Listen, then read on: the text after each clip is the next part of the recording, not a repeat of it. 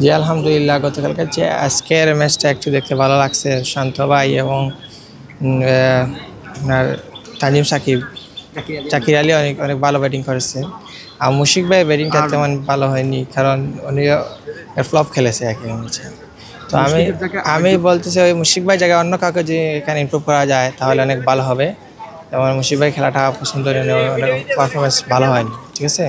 এই জায়গায় অন্য কাউকে আনলে আবার ভালো হবে। মুশফিকের জায়গায় মাহিদুল ইসলাম অঙ্কন সুযোগ পাচ্ছেন, এটা কি আসলে মুশফিকের থেমে যাওয়া উচিত কিনা, যে সেই জায়গায় অঙ্কনকে সুযোগ দেওয়া? হ্যাঁ, অঙ্কন ভাইকে একটু চান্স দেওয়ার দরকার ছিল, কারণ ওটা দিলে ভালো হয়, দেশের টিমের জন্য ভালো হবে।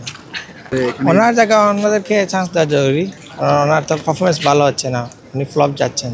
সেই জন্য অন্য জায়গায় অন্য কাউকে দিলে ভালো হবে। তারপর না অনেকে চেঞ্জ করা যাবে, প্লেন খেলার আছে, সেখান থেকে চেঞ্জ করা ভালো হবে। এই সিলেট টেস্টটা নিয়ে কি এখনো স্বপ্ন দেখেন কিনা? বা আজকে যেমন জাকির এবং শান্ত একটা জুটি খেলেছেন। জি, অনেক ভালো খেলেছে। ওরকম যদি কালকে পারফরমেন্স করতে পারে তাহলে আমার টিম অনেক আগে যাবে, উইন হবে ইনশাআল্লাহ।